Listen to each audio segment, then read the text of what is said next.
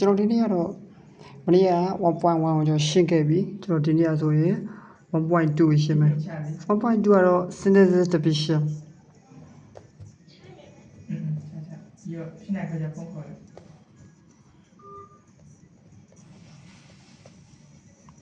synthesis division ဒီဒီမှာတော့သူ formula ရှိတယ်သူ formula ကိုတစ်ချက်ပြောင်းမယ်ပေါ့ formula မှာ A B C D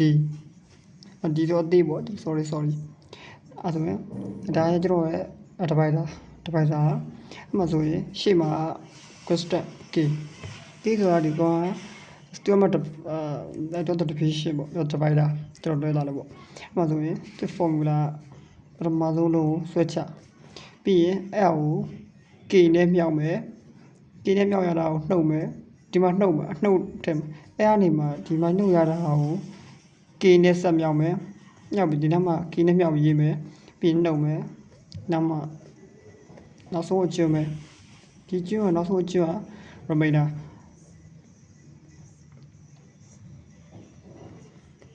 ရှင်းဆုံးသူremainder ရှိရ3ခုလုံးကကြတော့ question ပေါ့ကျွန်တော်ဟုတ်ပြီအဲ့မှာဆိုရင်ကျွန်တော်တို့ဒီမှာများ x square ကနေစခဲ့မယ် a1 ဒီလိုလာစခဲ့မယ်ဆိုရင်ကျွန်တော်ထွက်လာတဲ့အဖြေကိုပေါ့ဆို8တစ်ထပ်ရှော့8ပဲယူမယ်အပေါ် constant အမှဆိုရင်ဒါတစ်ခေါက်ပြန်ရှင်းပြမလို့divider ထည့်မယ်အဲ့ဆိုရင်ကျွန်တော်တို့ဘိုင် polynomial ရဲ့ကိန်းထဲမှာပါလာတဲ့ constant တွေပဲ constant တွေပဲယူမှာပထမ constant အပြင်နောက်တစ်လုံးအဲ့ဆိုရင် constant နေရာမှာတော့အနှုတ်ဖြစ်ခဲ့မယ်ပေါ့ဘယ်လိုလဲဆိုဥပမာ x square minus h အဲ့လိုဖြစ်ခဲ့မှာဆိုရင်ဒီ minus ပါယူရမှာပေါ့အဲ့တော့နာမ -1 အဲ့လိုပါယူရမှာဖြစ်တယ်ဒါကတော့ formula ပဲပထမဆုံးတော့ a ဆွဲချမယ် a နဲ့ k နဲ့မြောက်မယ်မြောက်ရတာကို for v ကနေနှုတ်မယ်ရတာကို k နဲ့ထပ်မြောက်မယ် c ကနေနှုတ်မယ်အဲ့ဒါအောက်ကျန်ကြီးမယ်အပြင် k နဲ့မြောက်ဒါတော့ပုံသင်ကြီးပဲနောက်ဆုံးကျန်တာကို remainder လို့ခေါ်တယ်အဲ့ဒါဆိုကျွန်တော်ဥပမာတစ်ပုဒ်ကိုစတွက်ကြည့်လိုက်မယ်အဲ့တော့ကျွန်တော်ဒီ level ကိုတွက်ကြည့်အောင်ဒီ level မှာဆိုရင်အဲ့ဆိုပထမဆုံးက 8 power 4 ကစားရတော့8 power 4ရဲ့ရှေ့မှာမြောက်ဘက်က1ပဲရှိရအဲ့ပြီးတော့8 power 4 x square ရော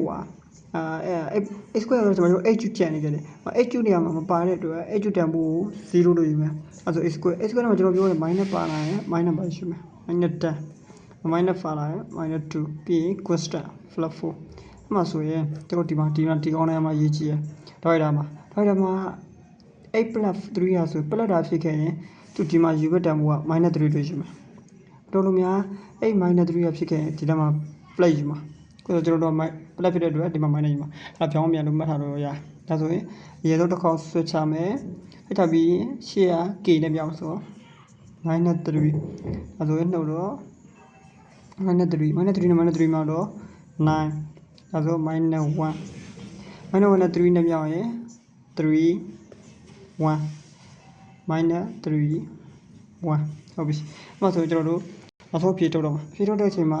ကြံနေကြတာရေလုံးမသိရင် remainder ရေးမယ်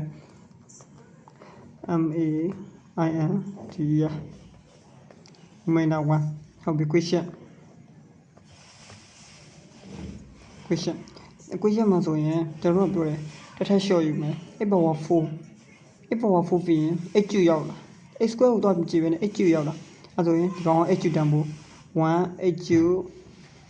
minus 3 x square minus 1 ဆိုတော့8ပေါ့ plus 1ဒါပဲကျွန်တော်တို့အဖြေရတော့ဒါပဲပေါ့အဲ့မှာဆိုကျွန်တော်တို့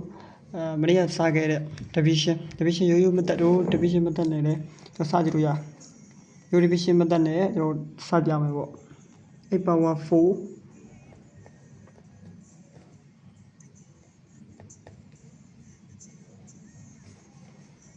အဲ့လိုရင်8 plus 3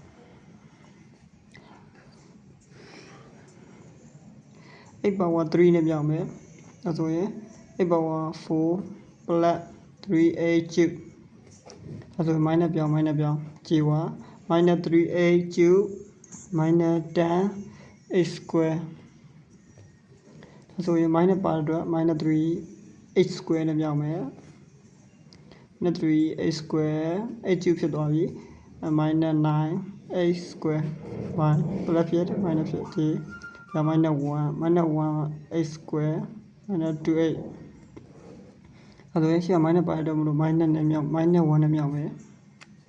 minus 1ဆိုဒီမှာ x square ဆို minus 8နဲ့မြောက်မယ် minus x square 3h အဲ့ဒါရင် plus ဟုတ်ပြီကျေသွားပြီသူကတော့ h ကျန်မယ် a plus 4အဲ့ဒါရင်တစ်ထပ်8 plus 3ဆို minus သူကြည့်သူကတော့1ကျန်ပါဒါဆိုရင်ဒီမှာ question ဟုတ်နော် question တစ်ချက်စစ်ကြည့်ရမယ် remainder စစ်ကြည့်လိုက်မယ်ဟုတ်ပြီအဲ့ဆိုရင်ကျွန်တော်တော်တာတော့ဒီနေ့တော့ဒီလောက်ပဲနောက်ရက်ကတော့ 1.3 ရောနောက် video မှာတင်ပေးမှာဖြစ်ပါတယ်ကျွန်တော်ရဲ့ video လေးကကိုရိုဒရမှာမာရိုဒရမှာအကျိုးရှိရဆိုရင်